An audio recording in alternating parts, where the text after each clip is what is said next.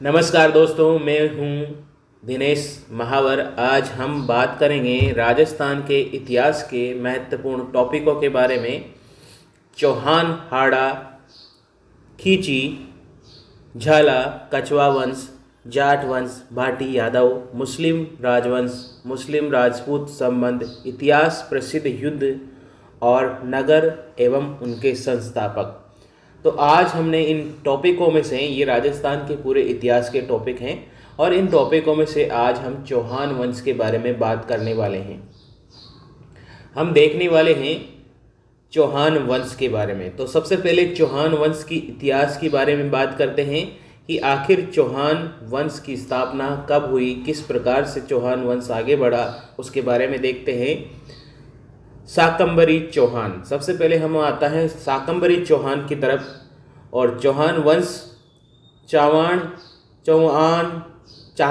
मान वंश का मूल स्थान वर्तमान में जयपुर ग्रामीण जिले में स्थित सांबर के निकट संपादलक्ष यानी कि शाकंभरी एवं निकटवर्ती क्षेत्र डीडवाना, कुचामन, अजमेर को माना जाता है। इसकी प्रारंभिक राजधानी अहि छत्रपुर नागौर थी। ये रीट मेंस एग्जाम में पूछा गया है 2023 में। ये जो रीट हुआ था उसमें ये एग्जाम में पूछा गया था।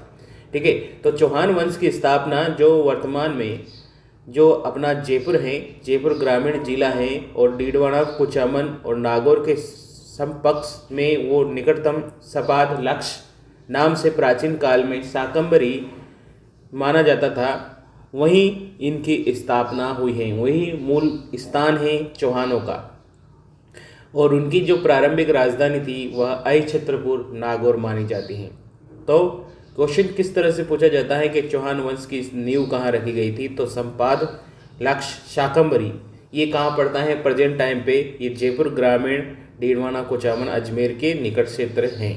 ठीक है, और इसकी जो प्रारंभिक राजधानी थी वो क्या मानी जाती थी? अहि छत्रपुर नागौर। नेक्स्ट हम बात करें इस वंश के संस्थापक। इस वंश का संस्थापक कौन है?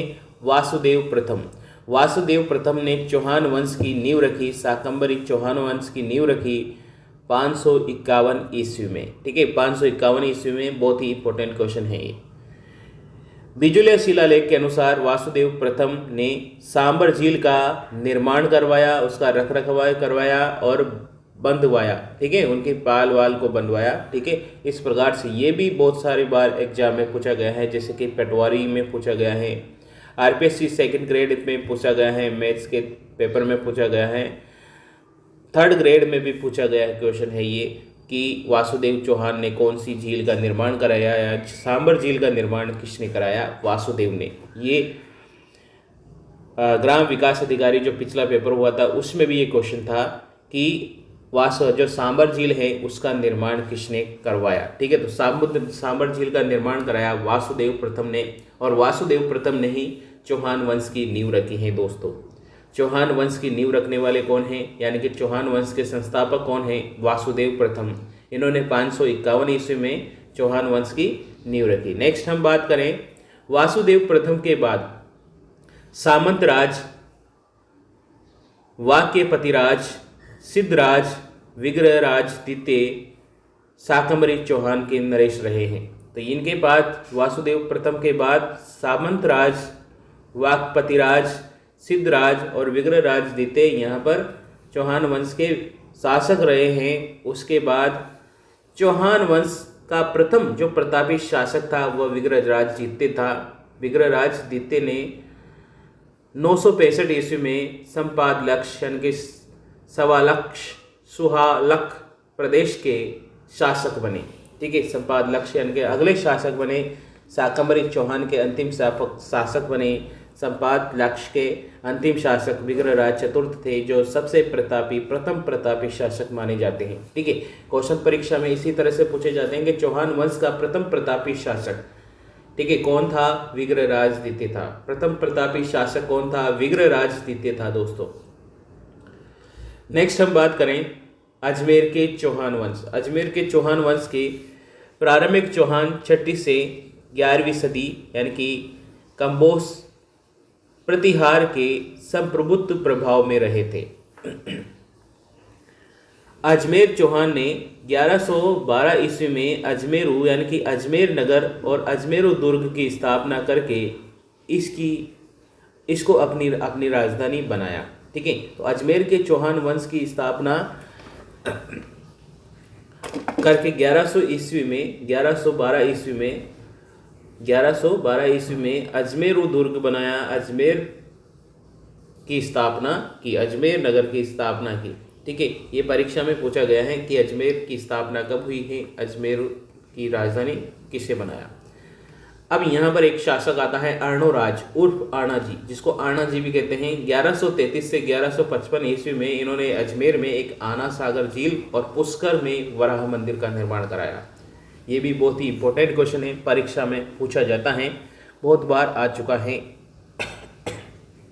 कि आणाजी ने या आना सागर झील का निर्माण या पुष्कर झील का निर्माण किसने कराया। ठीक है, ये अर्णोराज ने कराया, जिसको आणाजी के नाम से भी जाना जाता है। इन्होंने 1133 से 1155 ईस्वी के मध्य अजमेर में आना सागर झील और पुष्कर में वराह मंदिर का निर्माण कराया। नेक्स्ट हम बात करते हैं प्रतापी शासक विग्रहराज चतुर्थ के बारे में। और विग्रहराज चतुर्थ को विशल देव के शासक विशल देव भी कहा जाता है। तो विशल देव के शासन काल में चौहान वंश का स्वर्ण युग माना जाता है। अब कौन सा क्वेश्चन परीक्षा में किस तरह से पूछा जाता है कि चौहान वंश का स्वर्ण काल किसके शासन काल को माना जाता है?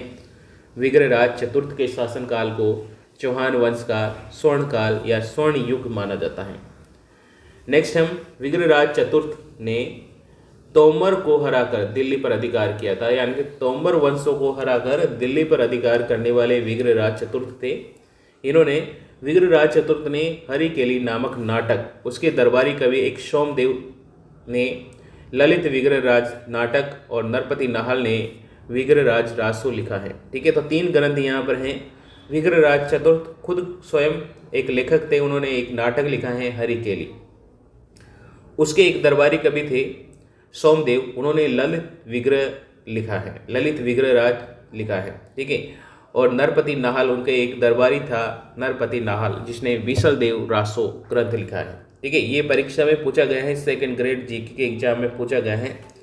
3rd ग्रेड 2013 में भी ये क्वेश्चन पूछा गया है, बहुत बार क्वेश्चन पूछ लिया गया है। तो हरिकेली नाटक किसने लिखा है? अब हरिकेली जो नाटक है ये 2 भागों में बटा हुआ है।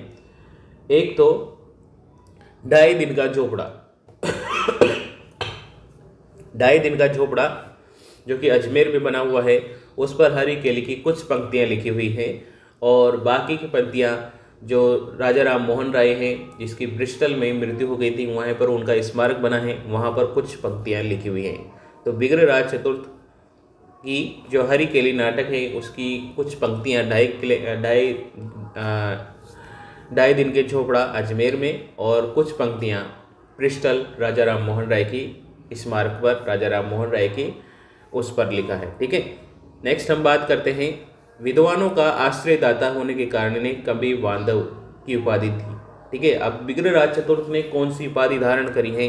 कवि बांधव की उपाधि धारण करी है। नेक्स्ट हम बात करें, विग्रहराज चतुर्थ ने आमेर में संस्कृत पाठशाला बनाया, जिसे तुड़वाकर कुतुबुद्दीन ऐबक ने 1133 में 2.5 दिन का झोपड़ा नामक एक मस्जिद बनाई। ठीक है, अब विग्रहराज चतुर्थ ने क्या करा था? अजमेर में एक पाठशाला निर्माण कराई थी। इन्होंने सोचा कि बच्चे पढ़ लेंगे, थोड़ा सा मनोरंजन कर लेंगे, वहाँ पर पढ़ लेंगे, संस्कृत पाठशाला का निर्माण कराया। लेकिन कुतुबुद्दीन ऐबक को ये रास नहीं आया, उसने क्या करा, उसको तोड़वा दिया और वहाँ पर एक मस्जिद बना दी, और मस्जिद का नाम रखा 2.5 दिन का झोपड़ा, क्योंकि 2.5 दिन के अंदर वो बनकर तैयार हो गई थी। 2.5 दिन का उर्स भी पड़ता है, इस कारण से वहाँ पर 2.5 दिन का झोपड़ा कहा जाता है। तो ये कुतुबुद्दीन ऐबक ने बनाया। क्वेश्चन आए परीक्षा में 2.5 दिन का झोपड़ा किसने बनाया? तो कुतुबुद्दीन ऐबक ने। और ये 2.5 दिन का झोपड़ा कहाँ पर है? अजमेर में है। और इसके पहले इसका जो नींव रखी थी यहाँ पर विग्रहराज चतुर्थ ने एक संस्कृत पाठशाला बनाई थी, सीधी सी बच्चों के लिए एक पाठशाला का निर्माण करवाया था। लेकिन कुतुबुद्दीन ऐबक ने उसे तुड़वा दिया और तुड़वा कर वहाँ पर एक मस्जिद बना दी। ठीक है, अब यहाँ देखो आगे, यहाँ पर पंजाब शाह का उर्स बढ़ता है, 2.5 दिन का उर्स बढ़ता है, इस कारण से इसे भी पंजाब यानी कि 2.5 दिन का झोपड़ा कहा जाता है। तो कुतुबुद्दीन ऐबक ने 2.5 दिन के झोपड़े का निर्माण कराया है। इसके पहले यहाँ पर एक संस्कृत पाठशाला हुआ करती थी जो विग्रहराज चतुर्थ ने निर्माण करवाया था। और 2.5 दिन का झोपड़ा वर्तमान में कहाँ पर है? अजमेर जिले में है, राजस्थान के अजमेर जिले में। जिस 2.5 दिन के झोपड़े की बात हम ऊपर कर रहे थे कि हरी केली के नाटक की कुछ पंक्तियाँ यहाँ लिखी हुई हैं, तो वो 2.5 दिन का झोपड़ा यही है, अजमेर का 2.5 दिन का झोपड़ा। नेक्स्ट हम बात करें रणथंभौर का चौहान वंश। रणथंभौर के चौहान वंश के बारे में देखते हैं। रणथंभौर वर्तमान में सवाई माधोपुर जिले में स्थित हैं और चौहान वंश की स्थापना पृथ्वीराज चौहान के पुत्र था गोविंदराज ने 1194 ईस्वी में की थी। ये सेकंड ग्रेड जीके के एग्जाम 2023 में पूछा गया है। वन रक्षक एग्जाम 2022 में भी ये क्वेश्चन आया हुआ है। और इसके पश्चात यहाँ पर वल्लभदेव वाघभट्ट नामक चौहान नरेश रहे हैं। ठीक है, तो क्वेश्चन परीक्षा में आए चौहान वंश की नींव किसने रखी, चौहान वंश की स्थापना किसने की, चौहान वंश की कौन है चौहान वंश का शासक। ठीक है, तो चौहान वंश का प्रथम शासक था गोविंदराज प्रथम था, जिसने 1194 ईस्वी में रणथंभौर पर चौहान वंश की नींव रखी थी। रणथंभौर पर चौहान वंश की नींव रखने वाला कौन था? गोविंदराज प्रथम था। गोविंदराज 1194 ईस्वी में चौहान वंश के शासक रहे और ये किसके पुत्र थे? ये पृथ्वीराज चौहान के पुत्र थे। ठीक है, आगे बात करते हैं। अब चौहान वंश का एक प्रथम जो प्रतापी शासक आता है और ये इसके बारे में परीक्षा में बहुत क्वेश्चन आते हैं। चौहान वंश के हमीरदेव चौहान के बारे में देखते हैं। सबसे पहली बात है चेत्र सिंह के पुत्र थे ये। चेत्र सिंह 1250 से 1282 ईस्वी में स्वर्ग सिधार गए। ठीक है, का प्रथम पुत्र हमीरदेव चौहान रणथंभौर का या रणहस्तिनपुर का चौहान के वंश की अंतिम प्रतापी शासक माना जाता है। ठीक है, इसके बाद कोई अंतिम जो प्रतापी शासक नहीं रहे, तो ये अंतिम प्रतापी शासक माने जाते हैं चौहान वंश के, अजमेर के चौहानों का। तो चेत्र सिंह 1250 से 1282 तक का शासनकाल रहा। उसके बाद 1284 से 1231 ईस्वी में शासन रही। यहाँ पर 31 है भाई, यहाँ पर क्या है 1231 1300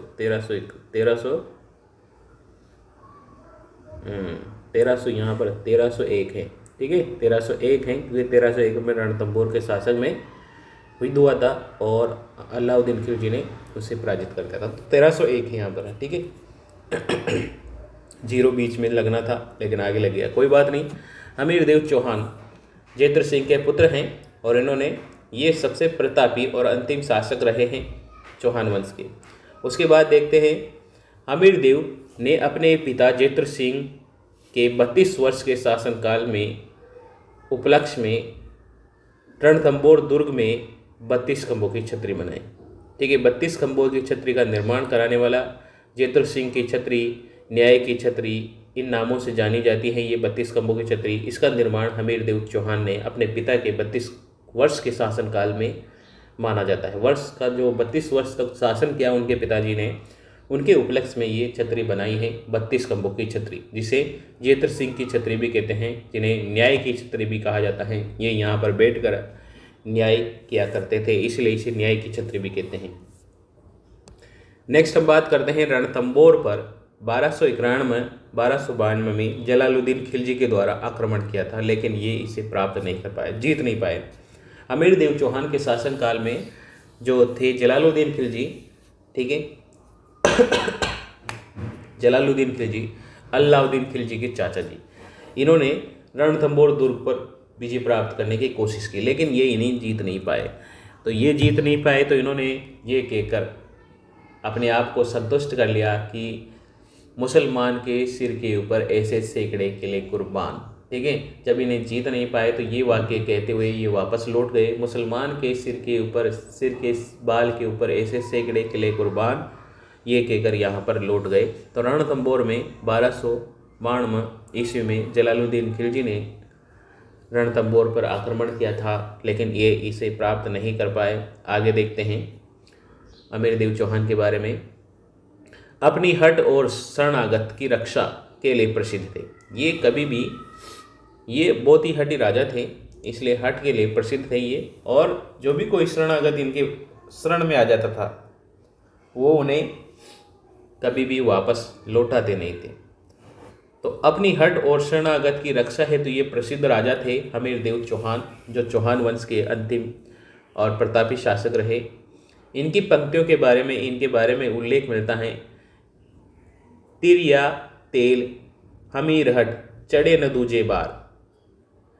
तिरिया तेल हमीर हट चढ़े न दूजे बार, ये इनके वाक्य में लिखा सटीक बैठता है कि अगर तेल चढ़ा दिया गया है तो ये दूसरी बार, एक बार चढ़ गया तो फिर ठीक है उतरता नहीं है, ठीक है। और हमीर का हट जो है, हमीर ने जो हट कर लिया है, ये दोनों ही क्या है, दूसरी बार नहीं होता है। ये जो कर दिया, हट तो कर दिया तो हट ही है वो।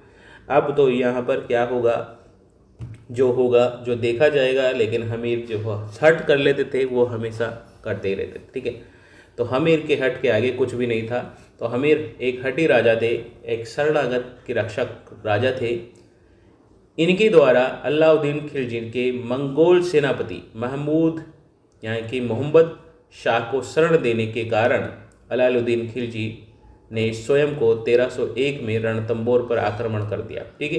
तो यहाँ पर एक अलाउद्दीन खिलजी का एक सेनापति था जिन्होंने विश्वासघात करके यहाँ से वापस लौट गया। कुछ ये भी कहते हैं कि हमें अलाउद्दीन खिलजी की बेगम हुआ करती थी, उनसे प्रेम करते थे ये। वहाँ से जब अलाउद्दीन खिलजी को इस बात का पता चल गया तो ये हमीरदेव चौहान के पास आ गए सीधे। तो महमूद शाह को शरण दिया था इन्होंने, किसने, हमीरदेव चौहान ने। इस कारण से अलाउद्दीन खिलजी ने 1301 में क्या कर दिया, रणथंबोर पर आक्रमण कर दिया। रणथंबोर पर आक्रमण करते ही रणथंबोर को जीत लिया, ठीक है। तो अपनी हट और शरणागत की रक्षा हेतु प्रसिद्ध हमीर उक्ति है, तिरिया तेल हमीर हट चढ़े न दूजे बार के द्वारा अलाउद्दीन खिलजी के मंगोल सेनापति महमूद शाह की शरण देने के कारण अलाउद्दीन खिलजी ने स्वयं 1301 में रणथंबोर पर आक्रमण कर दिया। इससे पूर्व 1299 में अलाउद्दीन खिलजी का एक सेनापति हुआ करता था, उगलू खा एवं नुसरत खा ने रणथंबोर के नायकों के मध्य युद्ध हुआ था। इन दोनों के बीच में भी युद्ध हुआ था, तो ये भी परीक्षा में पूछा गया है। नेक्स्ट है 1301 में भीषण युद्ध हुआ और हमीरदेव चौहान का जो एक सेनापति हुआ करता रणमल और रतिपाल, उसके विश्वासघात करने के कारण 11 जुलाई को हमीर सहित राजपूत वीर ने केसरिया कर लिया और वीर गति को प्राप्त हो गई। ये सेकंड स्कूल लेक्चरर 2022 में पूछा गया क्वेश्चन है कि किसने, जब अलाउद्दीन खिलजी ने आक्रमण किया था 1301 में, तो किस सेनापति ने, हमीरदेव चौहान के सेनापति हुआ करते थे जिसने विश्वासघात किया था। तो रणमल और रतिपाल 2 सेनापति थे जिन्होंने विश्वासघात किया था। इनको प्रवेश द्वार को खोल दिया था और ये अंदर आ चुके थे, ठीक है। तो हमीरदेव ने केसरिया करके वीर गति को प्राप्त हुए। और हमीरदेव की एक रानी हुआ करती थी, रानी रंगा देवी ने पद्मना तालाब में कूदकर जल जौहर कर लिया। यह राजस्थान के इतिहास का पहला साका हुआ माना जाता है। यह राजस्थान के इतिहास का पहला बड़ा साका माना जाता है। इससे पूर्व 1292 ईस्वी में जैसलमेर में अलाउद्दीन खिलजी के आक्रमण पर वहाँ पर शासन मूल राजभाटी के शासनकाल में जैसलमेर में शाका हुआ था। अब क्वेश्चन यहाँ पर कंफ्यूजन हो जाता है, जिसे राजस्थान का प्रथम शाका माना जाता है।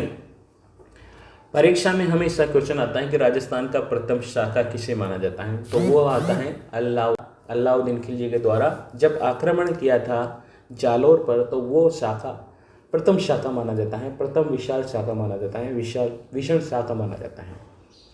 लेकिन इसके भी पहले जैसलमेर का एक शासक हुआ करता था मूल राजभाटी, उस पर भी 1292 में आक्रमण किया था।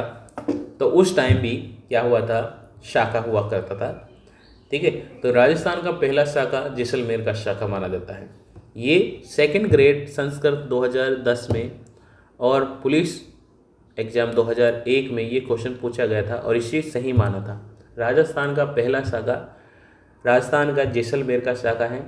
अगर ये पेपर में क्वेश्चन में ऑप्शन में नहीं हो तो 1301 वाला जो राजस्थान का पहला शाखा है उसे सही मानना है, उसे सही मानना है, क्योंकि ये परीक्षा में पूछा हुआ क्वेश्चन है। इसलिए जैसलमेर का पहला शाखा जो 1292 ईस्वी में हुआ था उसे प्रथम माना गया है।